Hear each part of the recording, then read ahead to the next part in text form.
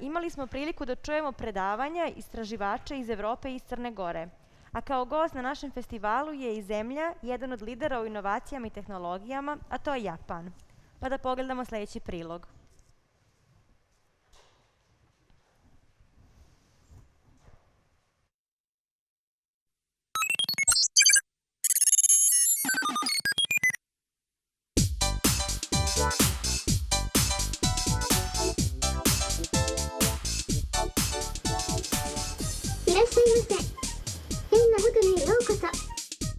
Wait a moment, this receptionist is a robot.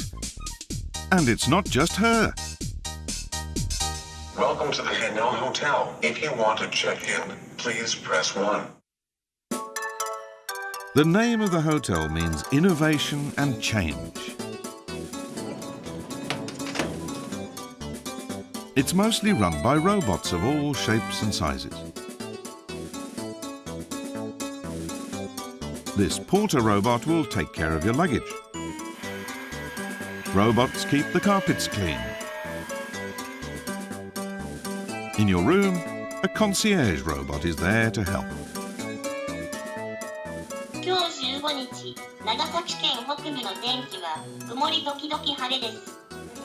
I was astonished how lifelike they were, smiling and nodding their heads.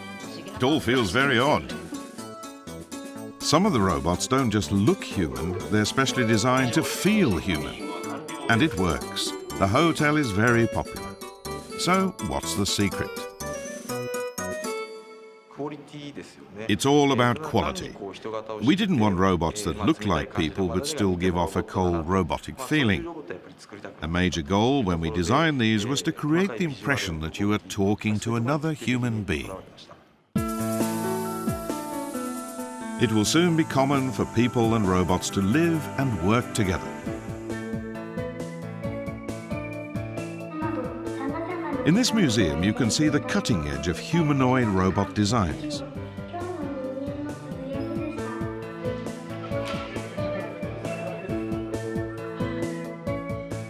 So what's the philosophy driving this research?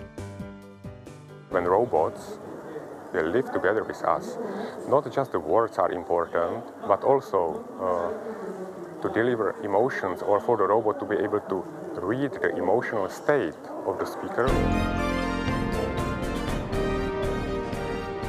Right now, the most talked about robot is this one.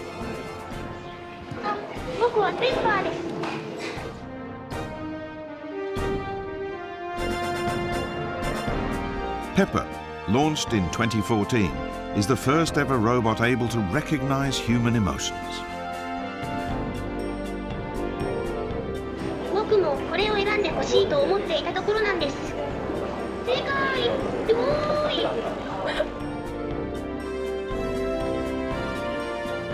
As you talk to it, this little robot can identify the emotions you are feeling and respond appropriately, encouraging you or making you laugh, for example.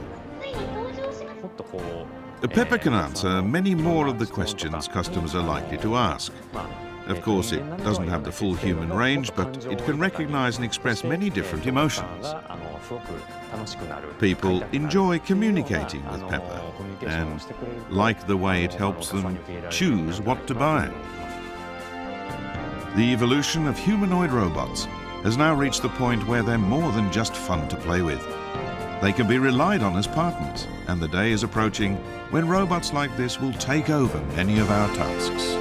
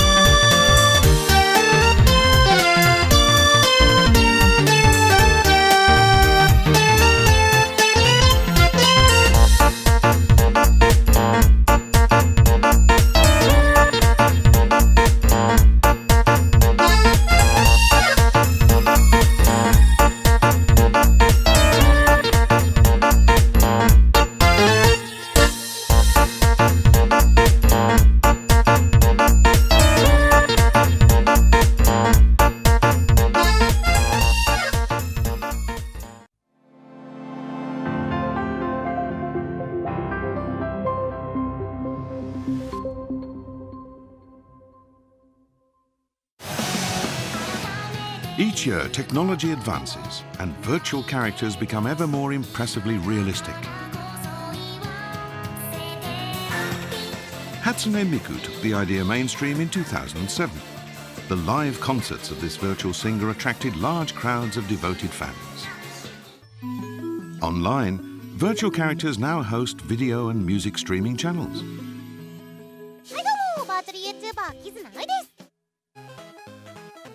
Kizuna Ai is hugely popular with over 2 million followers. At first, we simply watched virtual characters for entertainment, but now they're taking on the same roles as human friends and companions. Created by light projected inside a glass tube, Azuma Hikari is a tiny virtual girl. An interactive home assistant, she's also a charming companion to chat with. ねえ光、いくつ20歳だよ。これからもずっと一緒にいようね。Text her by smartphone to say you're on your way home. 電気つけるね。 With Hikari, it's like having family waiting to welcome you home. 早く帰ってこないかな。 Our aim in designing these characters is to integrate them naturally into people's daily lives. We want you to communicate with them, make friends with them. You should feel the same as if you're having a conversation with a human companion.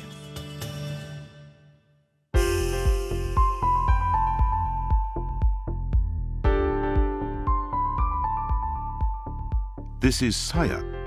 Almost indistinguishable from a real young girl, in fact she's also a computer-generated virtual character.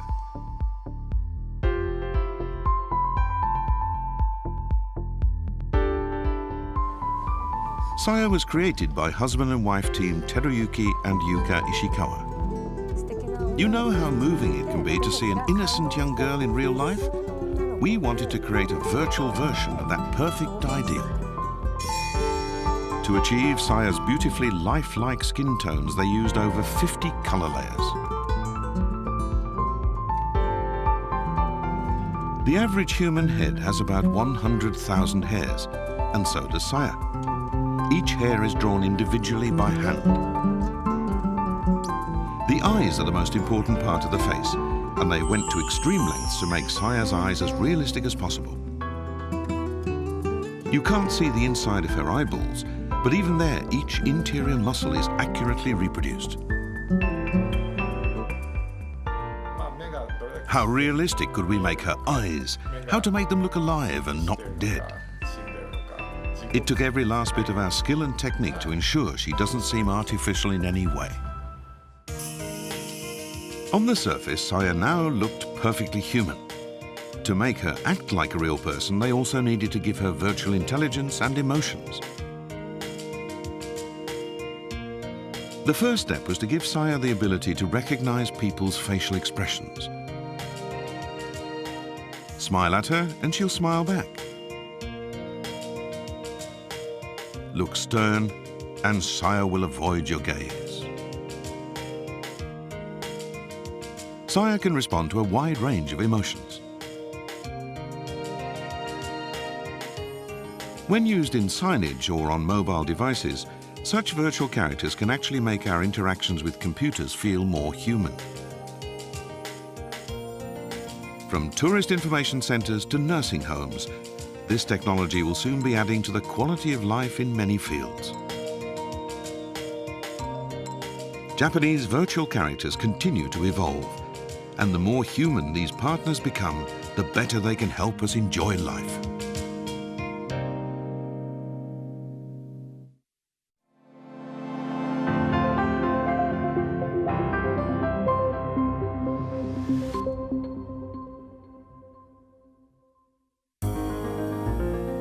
The Japanese have always preferred wooden homes and buildings for their warm, human qualities. New technological developments now promise to return this traditional material to its central role in building construction.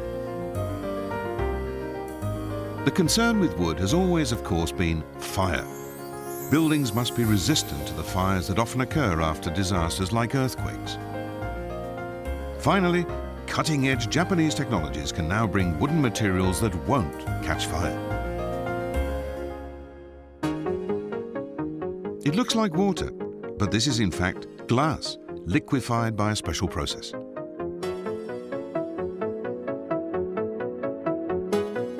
Two identical wooden structures, one coated with this liquefied glass and one untreated. Even with repeated dousing in gasoline, the coated wood refuses to burn, and the structure retains its shape. When we brush off the soot, we can see the wood is completely unharmed. The glass has protected it from the flames. From homes to bridges, this technology has a huge range of applications. Another new wood technology takes a completely different approach.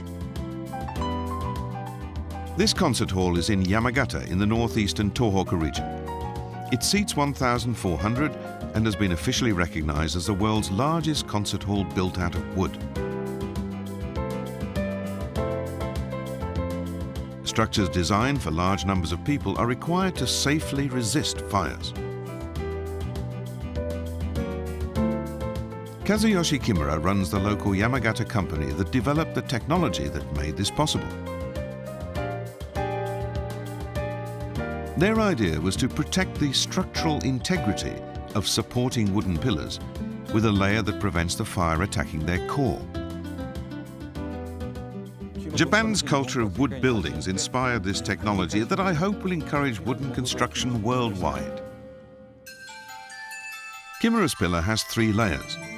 2 layers of wood separated by a layer of fire-resistant gypsum board.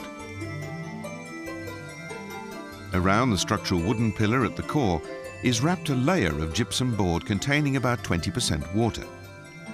A second layer of wood is added to the outside.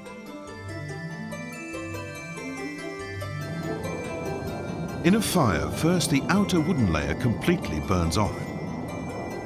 Next, the flames attack the inner gypsum board layer.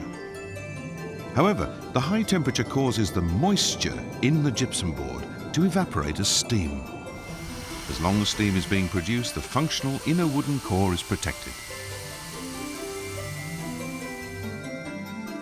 This wooden construction can survive a 3-hour fire at 1,000 degrees Celsius. Here's a test pillar after burning. There are no traces of charring on the inner wooden pillar. It's as fire resistant as steel or concrete.